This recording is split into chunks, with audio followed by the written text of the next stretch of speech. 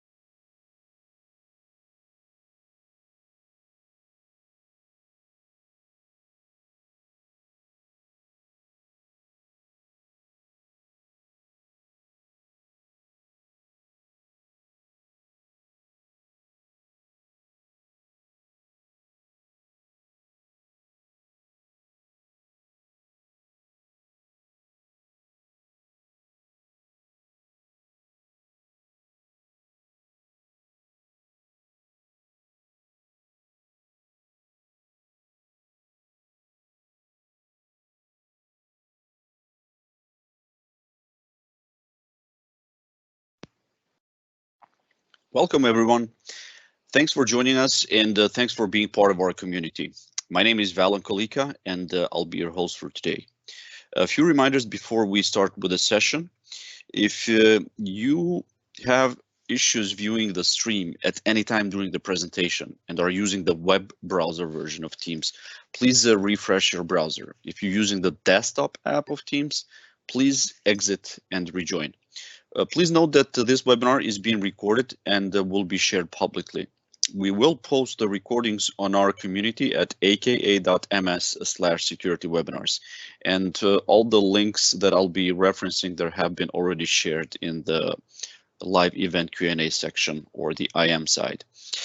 Closed captions in several languages are available during the live broadcast, and you can enable them by clicking on the CC button located at the lower right corner of your screen. Feel free to ask questions at any time by typing them in the live event Q&A window, simply by clicking on the Ask Question button. And be aware that you can post your question publicly, or sorry, the questions will be posted by default publicly, and you can also post your question anonymously by checking the box right below where you enter it. So we often get many questions on these webinars, and we will do our best to respond to all of them in real time.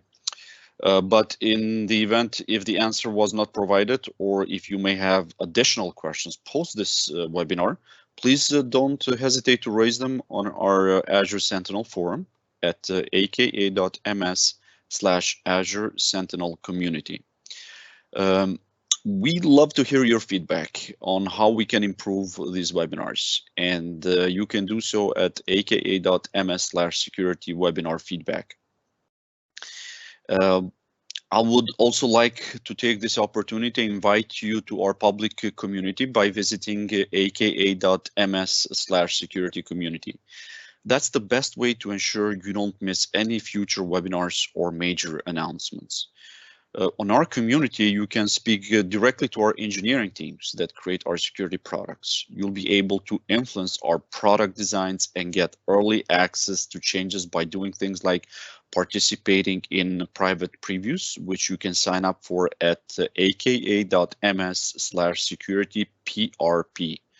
You can request features, you can give feedbacks, review our product roadmaps, register for events, or just simply join on webinars like this.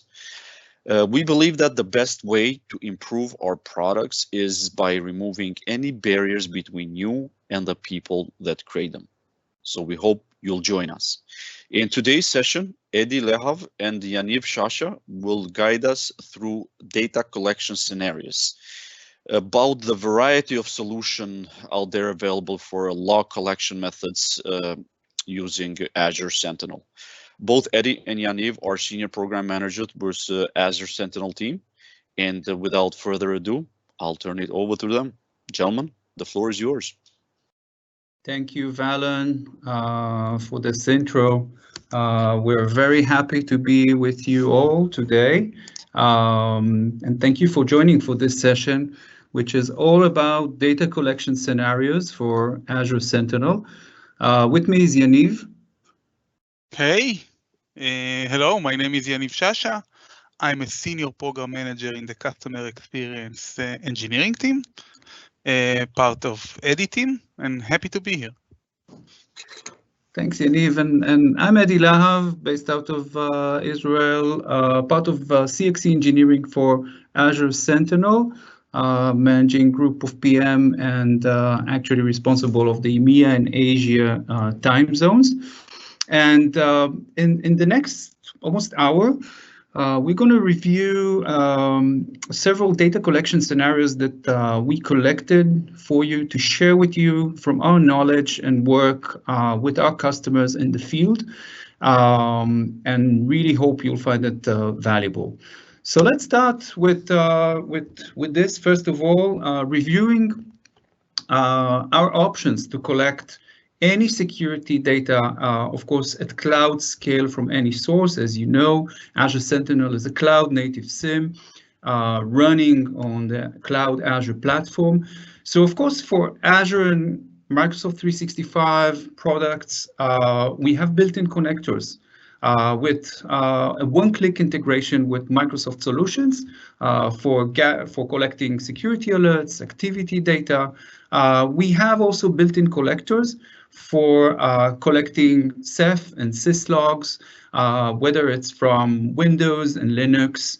And of course, we have also full support for Taxi and Graph Connector for collecting threat intelligence data.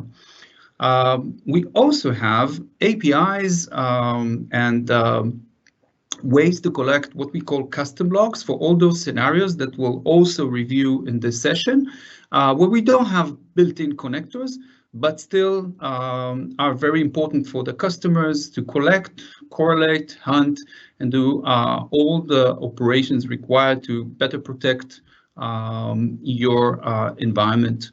So for that, we have, of course, our logic apps and functions to collect those custom logs, whether there are text files or RESTful API, etc. And we'll review them in depth later in this session. So what are the considerations and aspects we usually speak with our customers and you can take into consideration? So first of all, origin of data. Where's your log sources reside, whether it's on-prem or cloud, whether it's Azure, AWS, GCP, other clouds, and other services. And what's the format or the log file sources, whether it's network devices, application, cloud services, is it a service to service? Are we collecting from VMs, etc.? With regards to latency and throughput, it's important also to check what are the requirements for latency, and is there any requirement for latency, and what's the impact of it, and what is the expected throughput as well. Cost considerations are always a very important topic.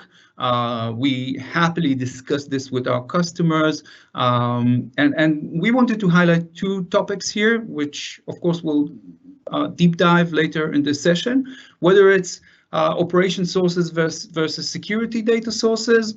Would we want them both reside in the same log analytics workspace or not? And of course, filtering.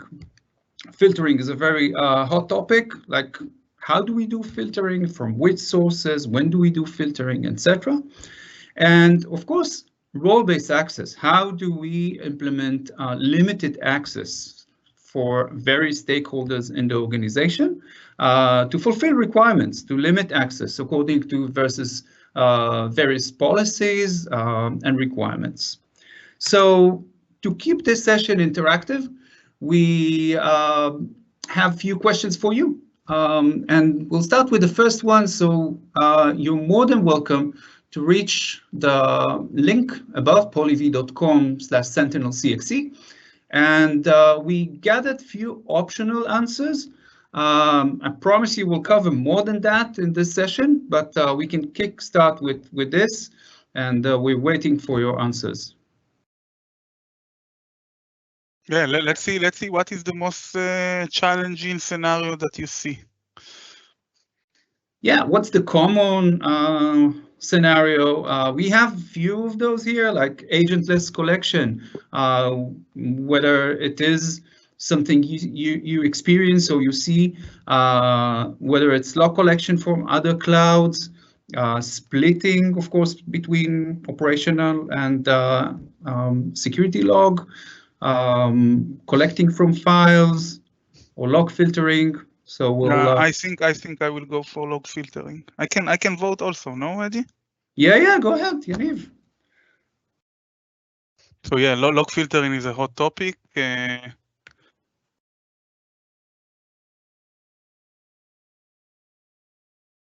Collection from custom files. We will touch most of the subject in the presentation.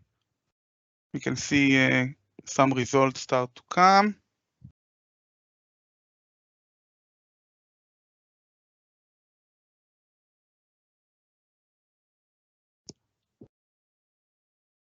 Yep. Okay. So agentless collection, we will also see how we can do it today with Linux. Good other clouds. Responses. Yeah, good responses.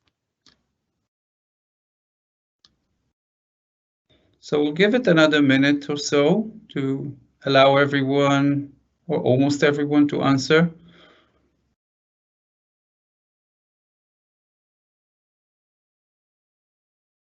So when we're dealing with split logs between operational and security log to a different log analytics workspace, we also call it multi-homing, no, Eddie?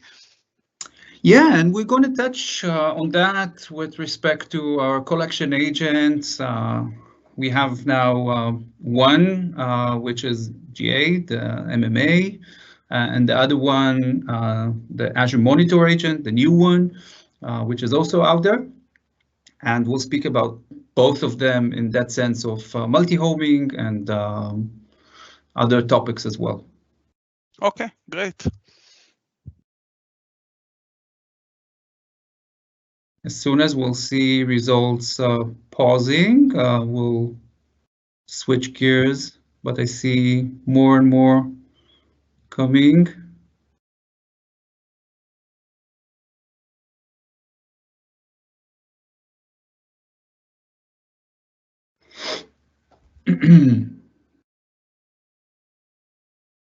So yeah, we have a couple of custom solution around the multi-cloud. With we have of course the built-in connector for AWS, but we also shared some more robust or like covering more workloads on AWS and GCP. This will be by the end of the presentation.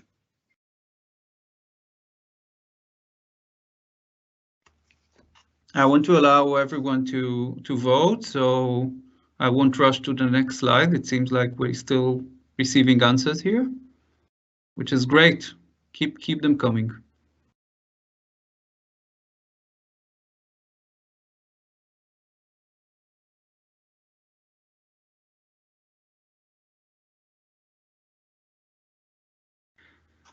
And Yaniv, we're going to touch base on 365 as well, right? Yeah. 365. We didn't add it as a challenge or scenario, but we will touch how you can collect from a multiple tenant, maybe aggregate to a single Sentinel, maybe split it to a different Sentinel scenario.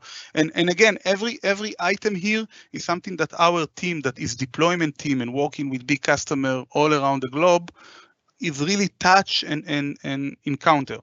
So it's a real scenario from the real world as we working with the field. Okay, so being minded of the time, I think that's a great view of the distribution of answers and the main topics that are of your interest. And let's switch gears to our agenda actually for this session. So we gathered all the scenario and requirements together with the solutions, and this would be our agenda for that session. So we'll start with log filtering, and then we'll move on to the scenario where the agent cannot be installed on the VM. Then we'll discuss about a scenario where the servers are blocked from internet access in a sort of an internal network within the organization, within your VNets or whatever it is. RBAC would be the second one with restriction for access according to a cool demo. Yeah. And we'll have a demo there and a few more surprises with a few more questions to keep it interactive, right, Yaniv? Yeah. And then we'll discuss about the splitting of logs between ops and sec logs. We'll move forward with custom log collection and touch base on Office 365. And of course, we'll end with other clouds collection from AWS and GCP. And of course, we have our team members also answering your questions in the background. So it's a good timing for us also to thank our team that is assisting us in this webinar to answer your questions. And please continue asking.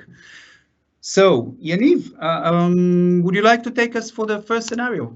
Yeah, yes, filter.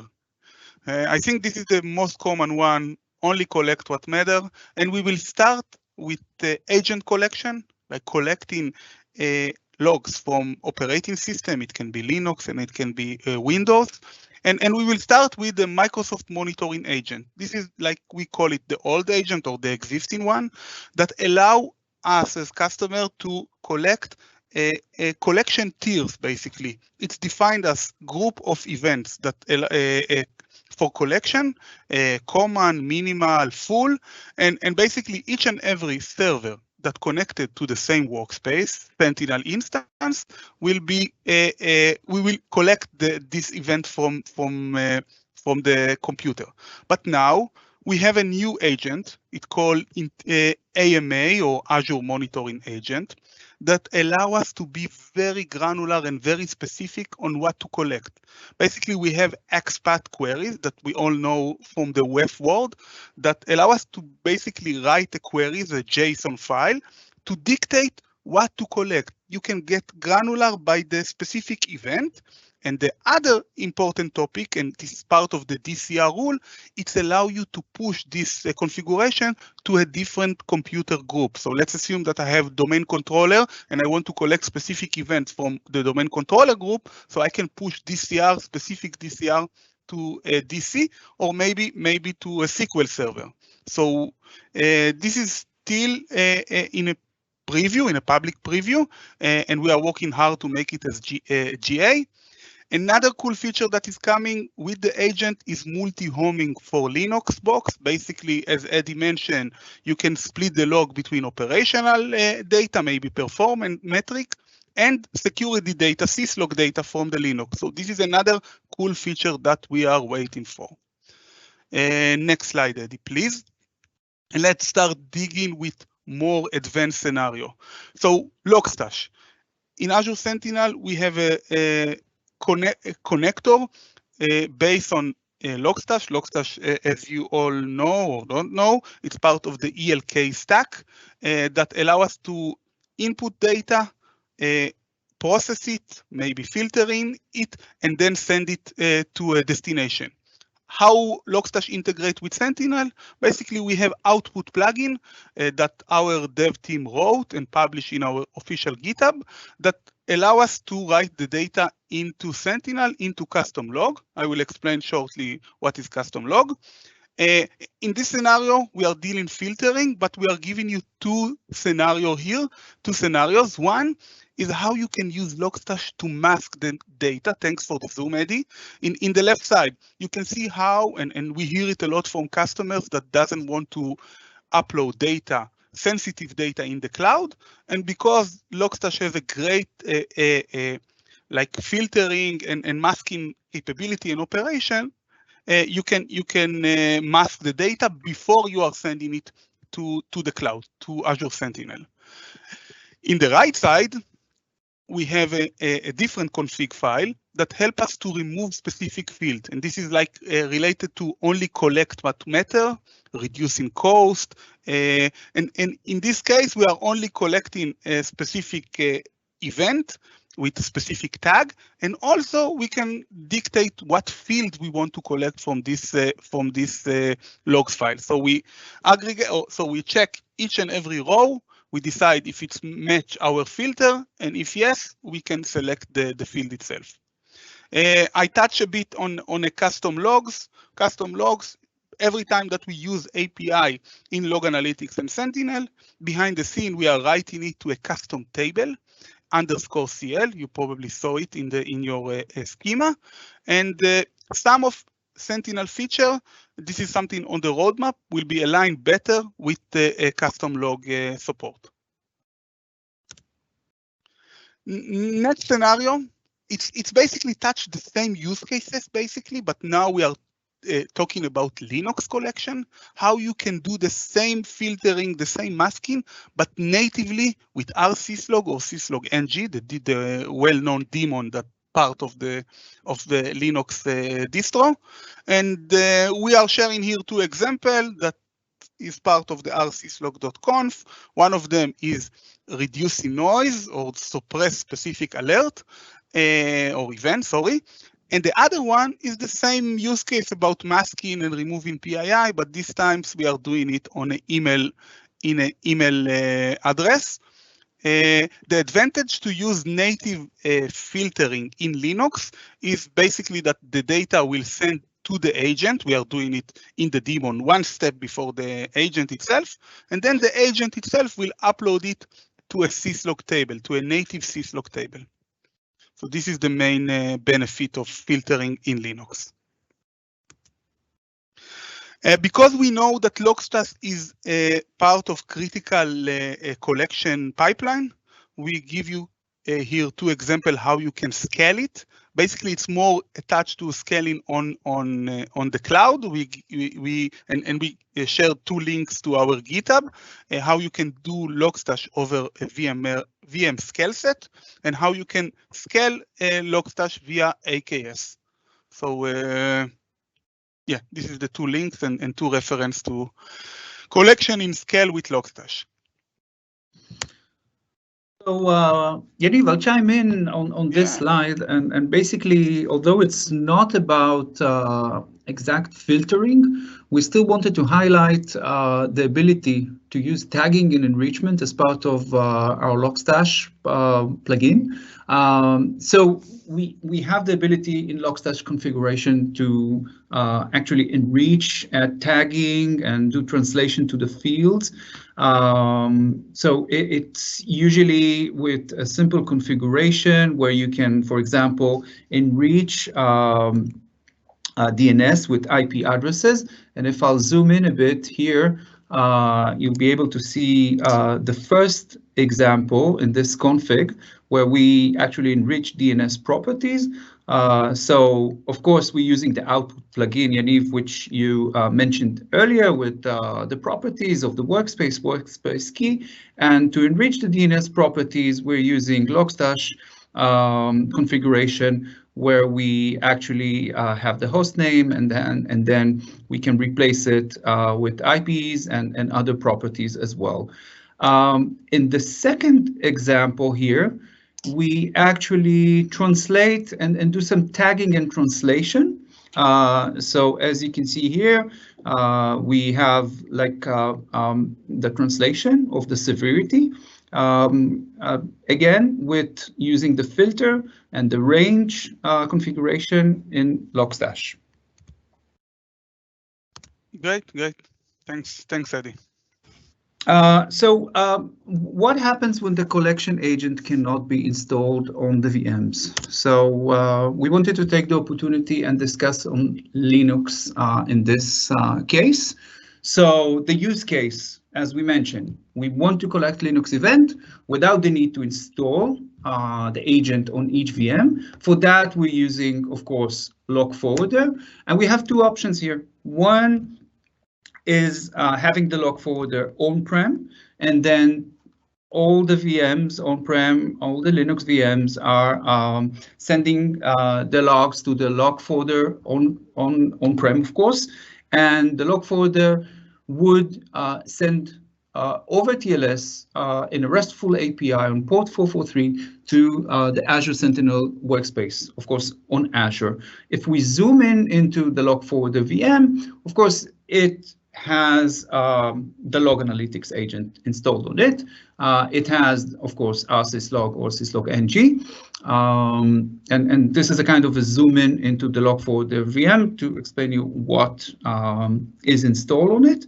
The other option is for any reason or any requirement the customer would have to have the log forwarder on Azure. And then we can, of course, support express route. The default port would be 6514. And same goes here. Same setup on the log forwarder VM, and the same transport between the log forwarder VM and the protocol, of course, between the log forwarder VM and the Azure Sentinel workspace. Okay, and Eddie, if I may chime in a bit, this is our collector machine basically allow us to collect from multiple sources. These multiple sources can be other Linux operating system or even network devices, and everything reach to the collector itself. We recently published some EPS number, and we can share the commentation about the load that the collector can handle. Thank you. Yeah, thank you for that, Yaniv. And we have this scenario when servers are blocked for internet access. So for that, we would use and recommend to use the OMS gateway. And here we speak about both Windows and Linux events. And as you can see, and let me just zoom into it so you'll be able to see this diagram where we have OMS gateway installed, and the Windows agents are actually sending the events to that log analytics gateway, and from the log analytics gateway we are sending the logs to the log analytics workspace over TCP 443. There is some very simple configuration that can be done on the agent setup GUI that we have for the OMS gateway, mentioning, of course, the proxy server address, and that's about it, from configuration perspective. We also have a link here for you for the Linux configuration guide, which obviously is the more file-oriented rather than GUI-oriented. So, Yaniv, would you like to take us into the depth of RBAC and restrictions? Yeah. Let's talk permission and RBAC, please. So we have scenarios that customer ask a specific roles or specific access to a logs. But before we dive into Sentinel specific scenario, let's first review log analytics, the RBAC model, general model. We all know that Sentinel is a layer on top of log analytics. So let's first deal with the classic model of permission. You can see in the top area in the slide, we have the persona from, it can be a central admin, it can be a SOC analyst that need access to all the data in the workspace, and of course, all the logs in Azure Sentinel aggregated into tables inside a workspace. So we can use the classic control, give a workspace reader, and then the admin can have full visibility into all log file. But now we have a new persona that can be application owner, can be a guy that manage the firewall, and he need access only to the portion of the logs. And we use tagging. Every log that we are ingested into Sentinel by default is tagged with a resource ID field. And basically when this persona tries to query the data, he will retrieve only the raw logs that he has access based on the resource ID. So we don't need to give him any access to the workspace level. He is basically getting its access because he has access to the resource itself. So this is the resource context module. So Yaniv, I think that just before we go to the demo, I'll briefly explain about the scenario you're going to demo in a couple of minutes. So taking it into the field, so we wanted to show you a simplified scenario for that requirement. So obviously we have the admin SOC or the SOC analyst that is having full read access to the workspace level. But still, we have two personas, one from HR and one from IT, that the requirement for them is to see the specific logs that are relevant for them, whether it's HR or IT. And we see this diagram on the right side of the split between the whole workspace and the specific records in the logs. So how do we achieve that actually? Still, Logstash can provide us the configuration and the ability to enrich the payload with additional fields. The field that we want to enrich with is, of course, the Azure Resource ID. So we will achieve the row level permission by injecting this Azure Resource ID field, which represents the resource group ID in Azure, which is quite a common use case where we create these row level permission separations. In this case, it's IT, HR, finance, like departments in your organization. It can be regions, geographical regions, or any other requirements.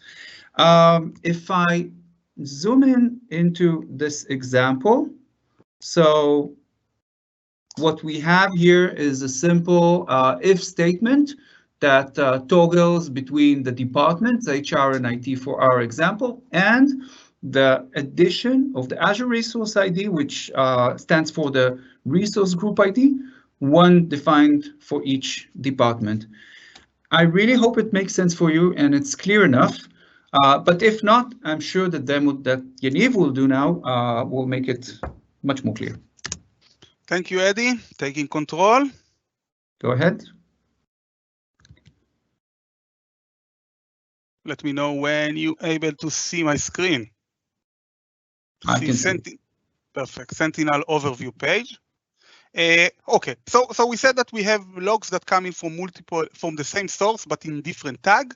And I want just to show you the example of the raw event. This is how it looks, and this is the field that Logstash basically look and decide how to tag the resource. So from persona level, Eddie showed you nice diagram with the scary guy with the hat.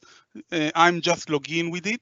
He is the admin, and once he will get to logs and try to query the data, and we have the IIS file in this example, so he goes to IIS.cl. This is a custom table, and as you can see, if I scroll a bit, you will see that he's seeing data with page HR and IT. So this is exactly what we want. He is the hunter, he is the SOC analyst. He needs to have full access to the data, full visibility. But now we have a new persona, Adele, we gave Adele only access to a resource group. We created an empty resource group just to give the permission. So in the IAM, she has a read access. And when I go to the logs in the resource, and this is important to note, we need to query the data from the resource group itself. And I will try to query with the same table, if it will load, of course, with the same table. You will see that because Adele is part of the HR team, she is only able to see data that come in from HR. Hopefully it's not small enough, but you see only HR. So she doesn't see any data that come in from IT because Diego, he is the one that has access to the IT. And again, we are looking on the same Sentinel workspace, same logs, but now if Diego will go to the logs area and try to query the same table, he will see different result and in this way, we can achieve here only IT.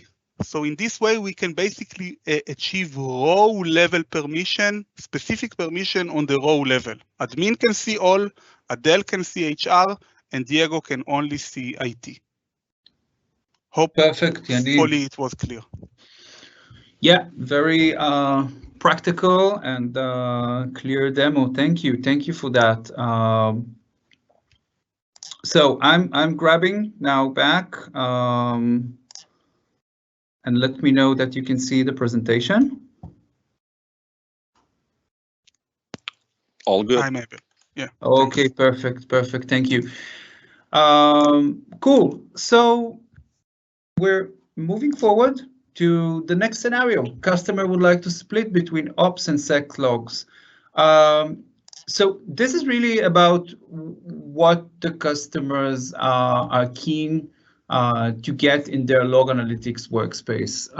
This is also about cost because operational logs are not necessarily valuable for the SOC, and therefore we hear from customers the requirement to split between the logs and have the security logs in Azure Sentinel workspace and operational logs in log analytics workspace.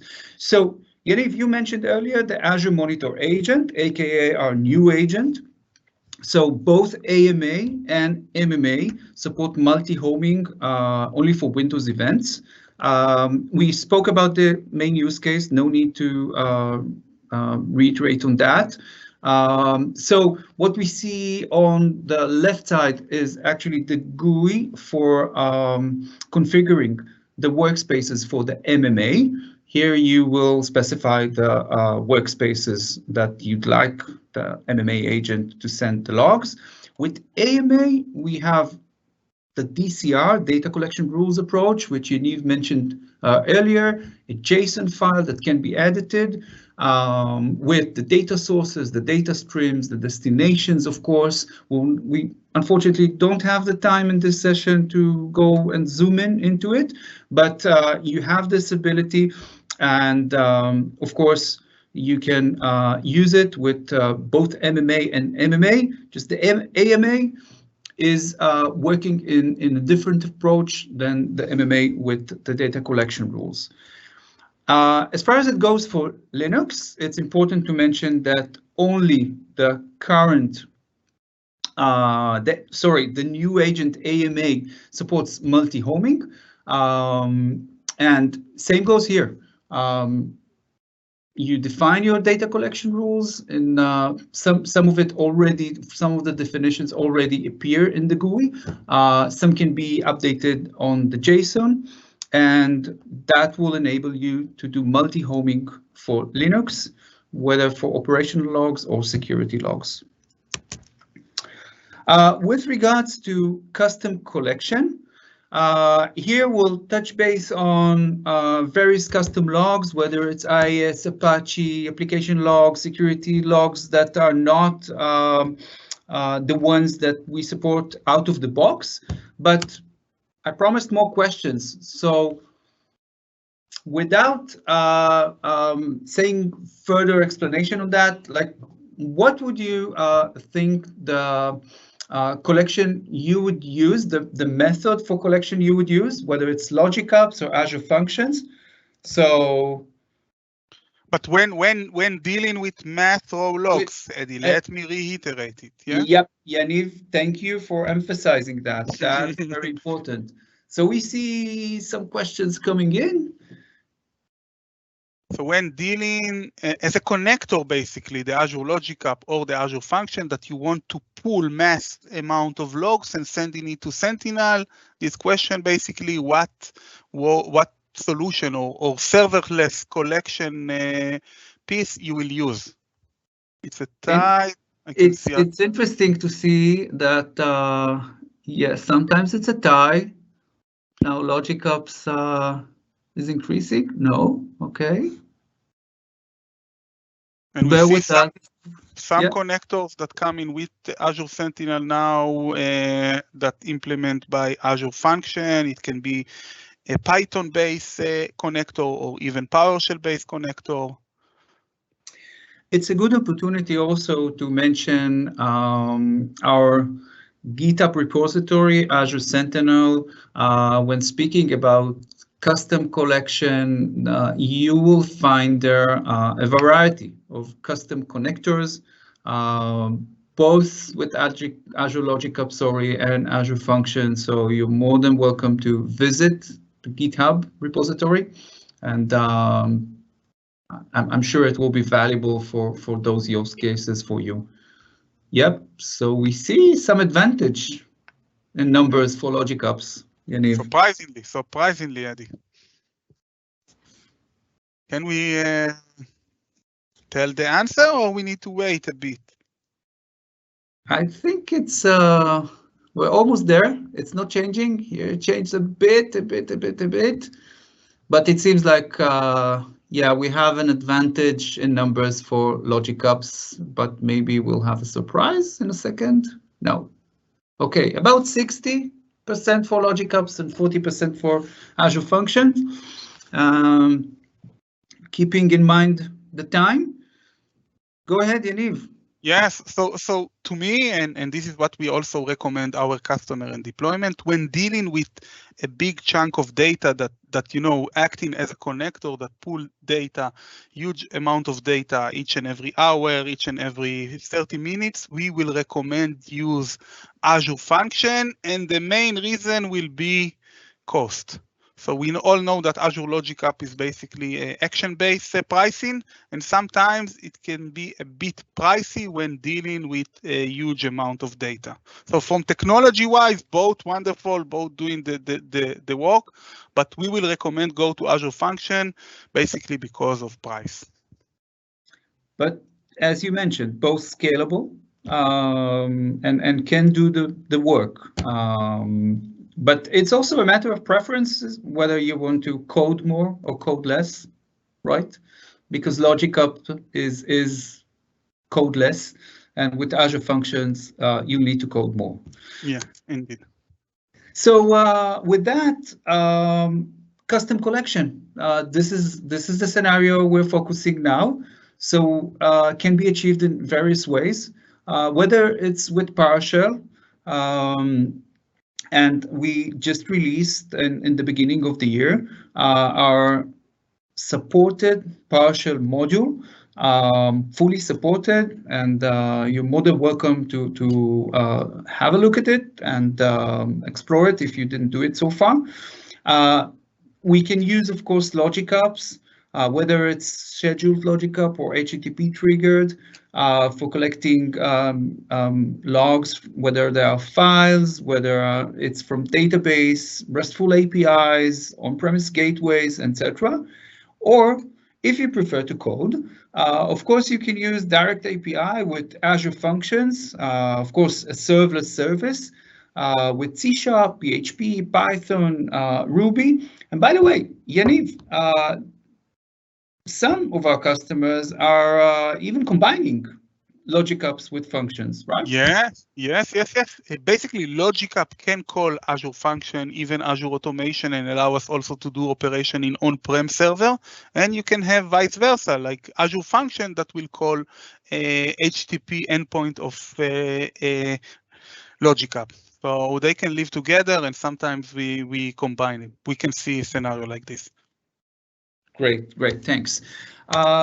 So if we zoom in a bit into the collection from files scenario, so here with the Log Analytics workspace configuration, we are providing you a use case with using OTD as an example for Linux log files. So when we collect it in this way, we are collecting into custom tables, which Yaniv mentioned earlier. And it's important to mention that the table name would be the log file name _CL if you're looking for it. And what we see on the left side in the process flow diagram is actually what happens behind the scene. We parse it in just in time. We can parse it query time, of course, and eventually query the logs. So quite easy to implement as far as we hear from our customers.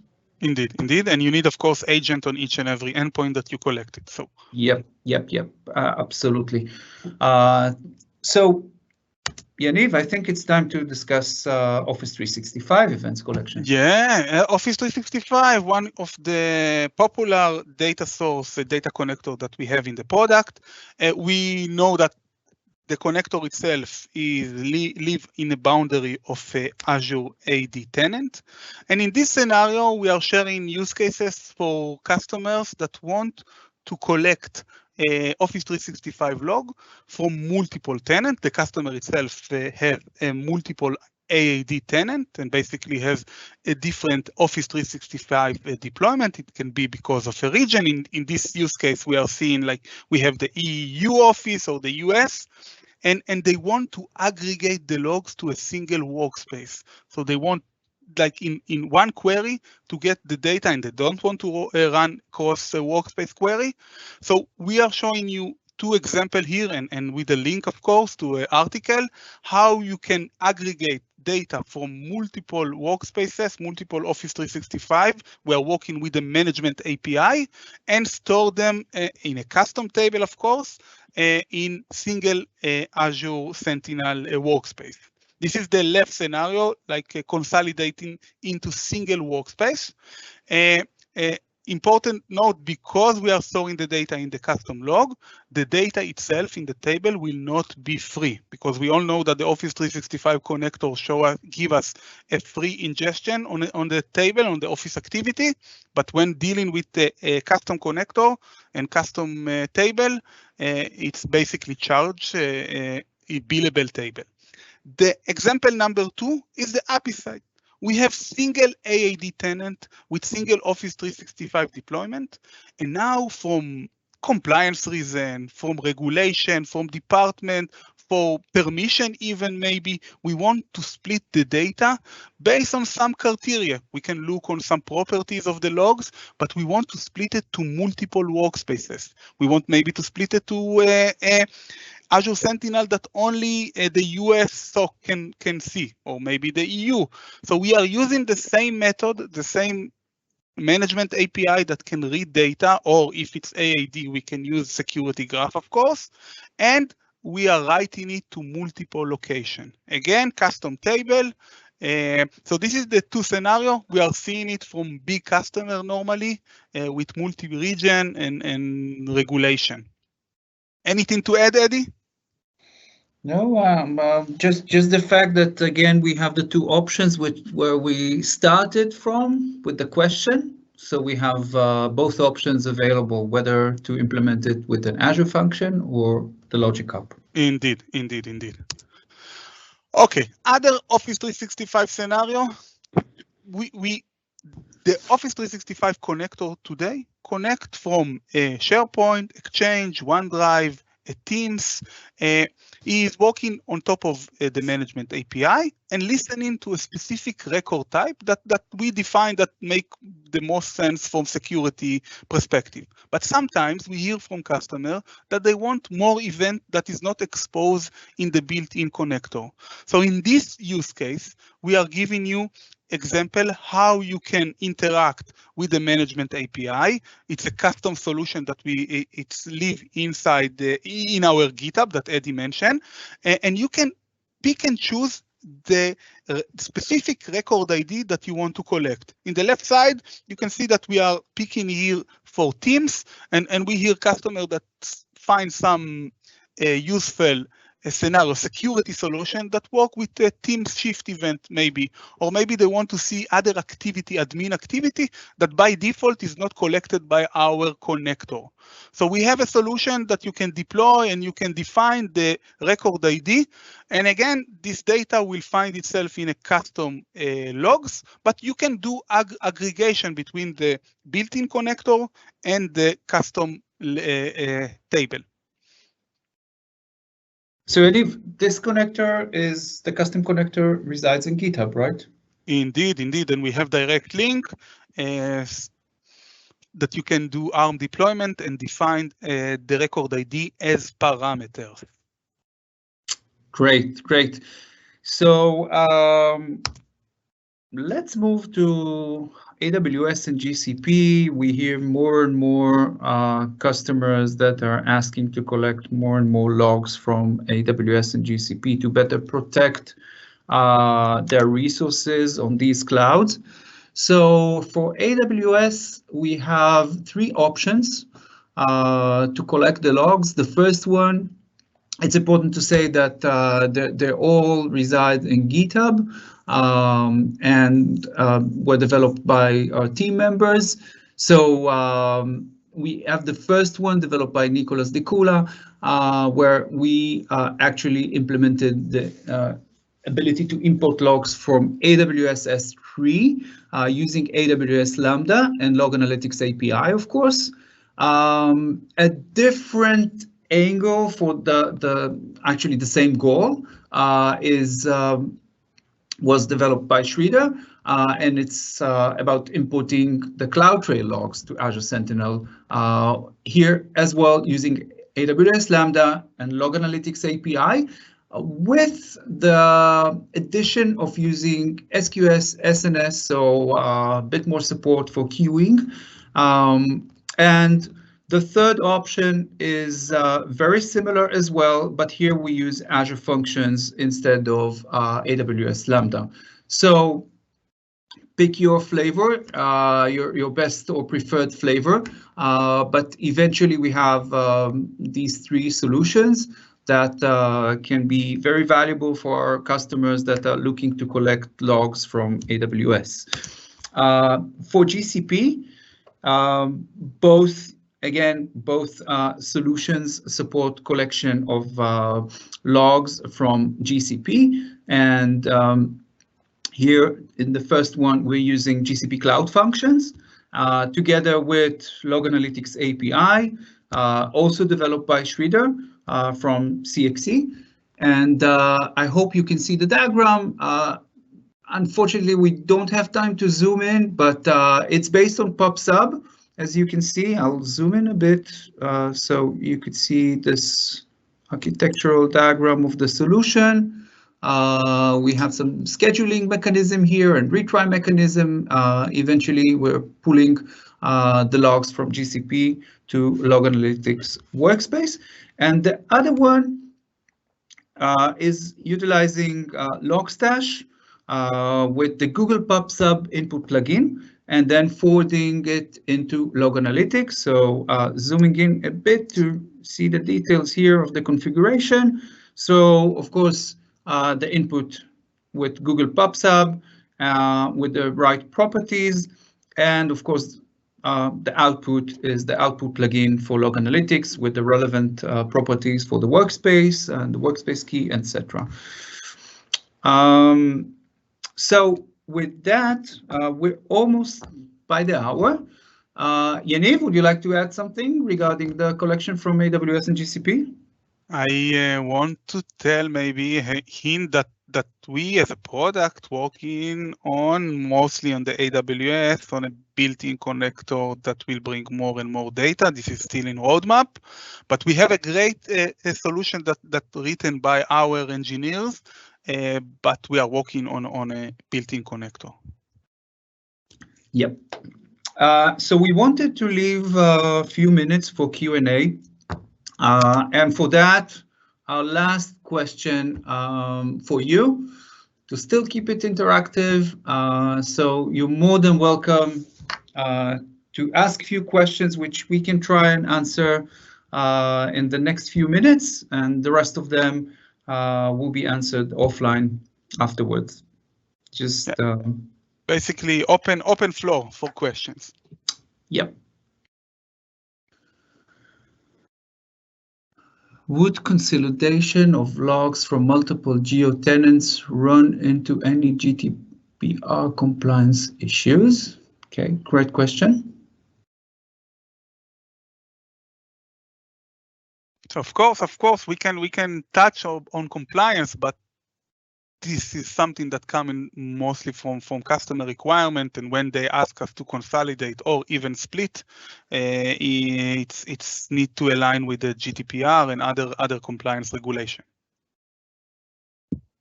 Regarding the CloudWatch connector, I think the hint that Yaniv provided answers that question. Yeah, let's keep it as a hint, but yeah, we are focusing on cloud collection. Sentinel is also acting as a cloud native SIEM, and we want to cover it.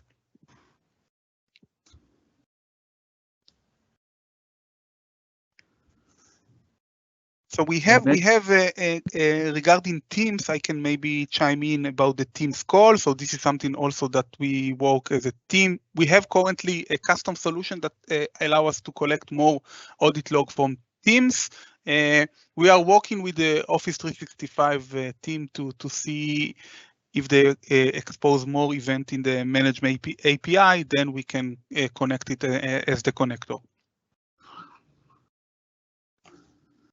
We see some repeating questions. So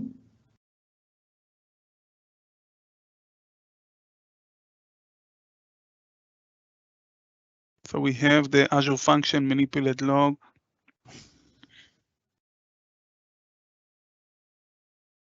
Okay, regarding the workbook question, I think that we need to take it offline. It's a bit more specific scenario.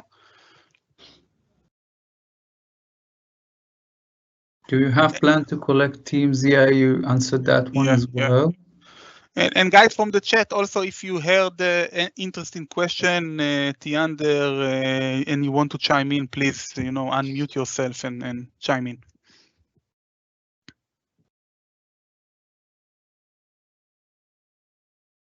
Going through the questions, also, is it possible to collect from OCI? I'm not sure what is OCI. I was just trying to hope that you would have it. Ramesh, could you elaborate on OCI? But basically, if it expose API or expose it to syslog or Ceph, we of course can hook this data source and collect it. This is like sometimes a challenge to us, or we want to hook the API. But yeah, we need more details. And that would relate, of course, to the custom collection we mentioned, right, Yaniv? Indeed. Anything can be done eventually, whether you're using Azure Functions or Azure Logic Apps in a custom way, and yeah, as long as it has a RESTful API or a file we can collect, then it's doable. Well, all in all, this was a great session, guys. Very interactive. We have lots of questions that came in that our team did a great job answering. So I think we got as much as possible out of that. And again, just to remind folks that if they have additional questions that they would like to ask after this webinar, they can always visit us at the Azure Sentinel forum at aka.ms/Azure Sentinel community. Thank you, Eddie and Yaniv, for an excellent presentation. And I would like to also remind the listeners that the best way to ensure that you don't miss any future webinars like this, please visit us on our landing page at aka.ms/security community.